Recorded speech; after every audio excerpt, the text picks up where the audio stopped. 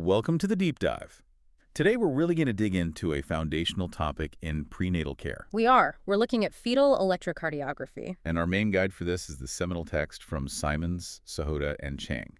If you work in maternal fetal medicine or you're training, this is really essential stuff. That's right. Our mission today is to give you a really solid, clinically focused look at this. We're going to connect the dots between the technology, the FECG, and the underlying physiology of fetal distress. And then get to the metrics that actually help predict it. Exactly. And what's so striking when you get into this material is just how old the research is. I mean, we think of this as a digital age thing, but it's not. Not at all. The very first identification of a fetal QRS complex was by Cremer way back in 1906. 1906? How did he even do that? With a really primitive tool called a string galvanometer. He had to use both vaginal and abdominal electrodes just to pick up this tiny electrical whisper. It really shows you the drive was there, even if the tech wasn't. And even before that, the basic ideas of monitoring were already being laid out. Yeah. Winkel, in 1893, established the cardiotocography limits, that FHR range of 120 to 160 beats per minute. Which we still use today. It's our benchmark. It is. But the reason progress was so slow for decades was a core technical challenge. Right. The signal itself. The signal itself. It is so low voltage, so tiny, and it's just completely swamped by background noise. Mainly the mother's ECG, I assume. But the maternal ECG is huge in comparison, yeah. But also her muscle activity, everything. So if the signal is that weak, how did the field finally make that leap? What was the advance that unlocked the FECG for clinical use? Well, the whole game was about improving the signal-to-noise ratio, and that meant one thing: getting closer to the source. Moving away from those abdominal electrodes? Exactly. They were just terribly inefficient. The first big shift came in 1953. A researcher named Smith used an intrauterine silver wire electrode. So inside the uterus. Right. By putting the electrode closer to the fetal skin, he got a 5-fold improvement in signal quality. Wow, 5-fold. That's a huge jump.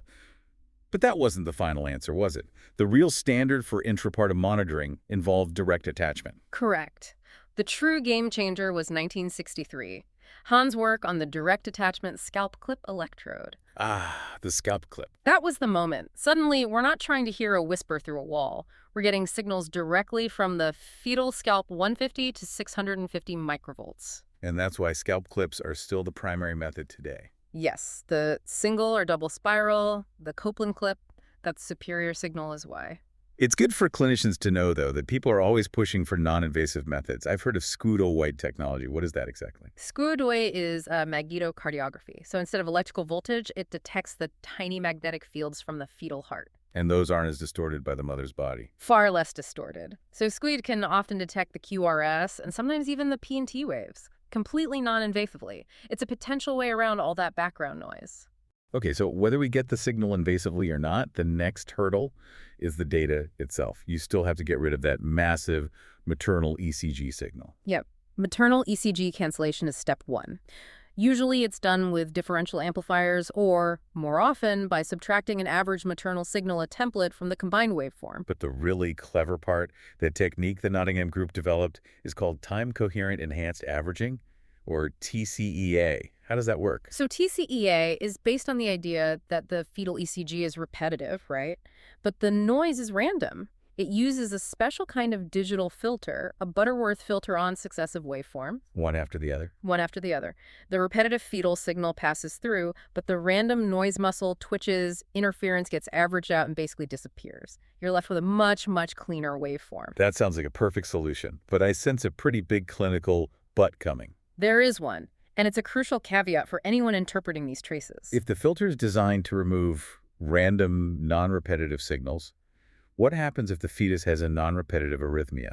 You've hit it exactly. Because TCEA prioritizes repetitive signals, it can mistake a genuine transient arrhythmia for random noise. And just filter it out. And remove it entirely. So you could miss something like a brief heart block. It demands really careful clinical judgment. Okay, so once we have that clean waveform, what are we measuring? Yeah. It's basically the same components as an adult ECG, right? It is. We look at temporal measurements. So P wave duration, PR interval, QRS duration, things like that. And morphological measurements. Right. The heights and areas of the waves, P, Q, R, S, T, and things like the ST segment elevation and the R to S ratio. It seems like the QRS complex is the strongest part of the signal, but it's also, ironically, not that informative. That's true for the most part. The QRS is very stable, but it doesn't change much unless the fetus is in a really dire agonal phase. But it does tell us something about development. It does. Its duration correlates pretty well with gestational age and heart muscle mass. It's even, on average, a little longer in male fetuses.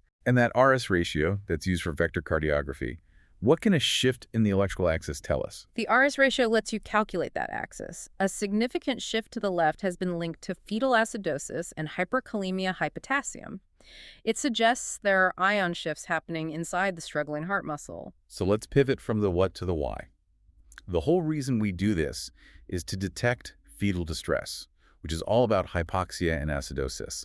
Let's trace that metabolic pathway. This is absolutely critical to understanding the predictive indices we'll talk about later. So normally, in a healthy fetus, you have aerobic metabolism. Using oxygen. Right. Carbohydrates become pyruvate. That enters the Krebs cycle, and you get tons of energy ATP plus CO2 and water. Simple. But when hypoxia hits, that whole system breaks down. It does. The cell has to switch to its emergency backup, anaerobic metabolism. Right. Without oxygen, pyruvate can't enter the Krebs cycle. Instead, it gets converted into lactic acid. And that's what drives the metabolic acidosis. That is the primary driver in acute distress, yes. But if the hypoxia goes on for too long, it gets worse. The fetus starts burning other fuel sources. Exactly. The body starts breaking down fat reserves.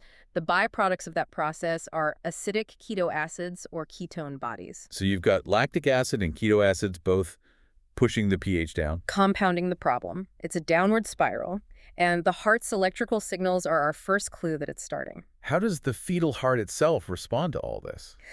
You see a classic push-pull from the autonomic nervous system. First, the rising CO2 and acid triggers a sympathetic response. Heart rate goes up. Heart rate goes up.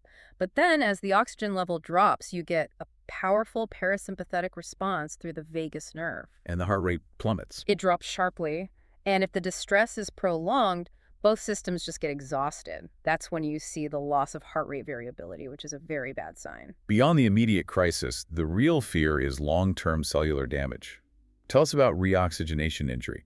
This link between hypoxanthine and neurological risk is... Well, it's terrifying. It's the most insidious part of this. So, during hypoxia, the cell's energy currency, ATP, breaks down into ADP, and then that breaks down further into a substance called hypoxanthine. Okay. Now, here's the critical moment. When oxygen is restored, either the insult resolves or there's an intervention, that rush of new oxygen reacts with the accumulated hypoxanthine. And that reaction is toxic. It produces a burst of highly reactive free radicals. We call it oxidative stress. Which just wrecks the cell. It's devastating. It destroys membranes, it damages DNA, it can cause immediate cell death necrosis, or it can trigger apoptosis, which is programmed cell loss. And that apoptosis might not show up as an immediate problem. Exactly.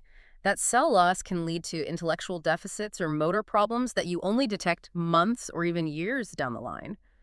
That's why the FECG changes are so vital. They are just clues that the environment is vulnerable. They are not proof that irreversible damage has already happened. So given that vulnerability, we have to rely on these predictive indices. Let's start with the big one. Yeah. The PR-FHR relationship. What's normal and how does it flip? Normally, in a healthy fetus, there's an inverse correlation. As heart rate goes up, the PR interval, the conduction time, gets shorter. Which makes sense. It's a normal autonomic response. But under fetal compromise, under hypoxemia, that relationship flips on its head. It becomes a positive correlation. So the heart rate goes up, but the conduction time gets longer. Why? The hypothesis is about how the different parts of the heart's conduction system, the SA and AV nodes, respond. Hypoxia seems to make the AV nodes sluggish and resistant to the adrenaline that's trying to speed everything up. So even as the heart is trying to beat faster, the signal is getting delayed at the AV node. That's the idea. The PR interval gets longer even as the heart rate is climbing. And that flip is the basis for the conduction index and the ratio index. It is. The conduction index, or CI, is just a continuously updated correlation. If it stays positive for more than about 20 minutes, that's a red flag for acute compromise. And the ratio index.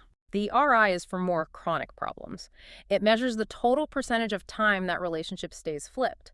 If the RI gets above 4%, that's strongly associated with sustained fetal acidosis. And the clinical impact of using these seems huge. I remember seeing studies where adding these metrics just slashed the number of interventions. It's the key takeaway for practitioners, really. In some studies, adding FECG analysis dropped the need for invasive fetal scalp blood sampling from over 85% down to about 26%. And without missing cases of acidosis. Right. It didn't compromise safety. It just added the specificity that standard CTG monitoring lacks. Okay, let's talk about the other major index, the TQRS ratio. This seems more directly tied to metabolism. It is. A rising T-wave amplitude and also ST segment elevation are very strongly linked to acidosis. The thinking is that as the heart muscle runs out of its high-energy fuel glycogen and ATP, it changes the way the cells repolarize. But you see that change in the T-wave. You see it directly in the T-wave. Uh-huh. The TQRS ratio often peaks right at the height of the asphyxial event. The Plymouth trial seems to back this up. They studied 2,400 high-risk pregnancies. And found that using CTG plus the TQRS ratio significantly cut down on assisted deliveries for fetal distress compared to the group using CTG alone. So the clinical application is clear. If that ratio goes above the normal range, about 0.24, you have a problem. You have a metabolic problem. But, and this is a big but for anyone trying to implement this, there have been technical challenges. Different systems giving different results. Exactly. Systems like STAN and the Nottingham methods sometimes calculate the ratio differently because they define the baseline, the isoelectric line, in slightly different ways. Standardization is key. Okay, moving away from hypoxia for a moment, let's touch on arrhythmias. What's the most common one you see? By far the most common are supraventricular extrasystoles, or SVEs. The good news is most of them are totally benign. They usually just disappear a few days after birth. But there are some interesting reversible causes, right? This is a great example of why you need a full maternal history. Oh, absolutely. You always have to consider the maternal link. There are a few famous case reports of fetal bradycardia caused by frequent blocked extrasystoles that were tied directly to excessive maternal caffeine intake. Coffee or cola drinks. Right. In these cases, just having the mother cut out the caffeine resolved the arrhythmia completely. It's a reminder that the fix isn't always a drug. Sometimes it's behavioral. What about the truly serious arrhythmias? The two big ones are complete heart block and SVT. With complete heart block, about half the cases have a major structural heart defect. And the other half. Are often immune-mediated. They're linked to maternal autoantibodies, anti-LA and anti-Rho, that cross the placenta and attack the fetal conduction system. Causing inflammation and potentially heart failure. Yes, and hydrops. And SVT. Supraventricular tachycardia, that's usually a reentrant rhythm with rates up around 240, 260. If that persists, especially with hydrops, you have to treat with medication like digoxin to prevent heart failure. So finally, let's look at the future.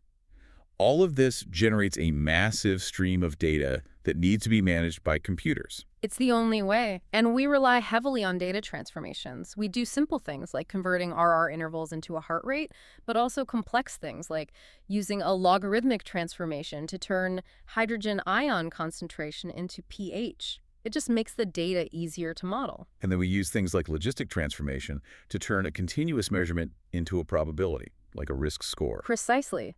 That allows us to feed all this data into advanced models. For pattern recognition, people have experimented with neural networks. So a form of AI. A form of AI, yes. Their power is that they can find complex, nonlinear patterns in the data without the assumptions that normal statistics require. But they haven't really taken over clinical practice. Why not?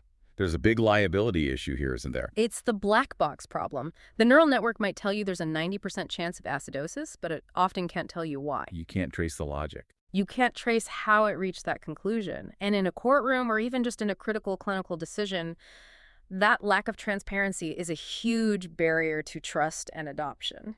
So to get around that, a lot of new systems are being built with an object-oriented structure. What's the advantage there? It's about flexibility.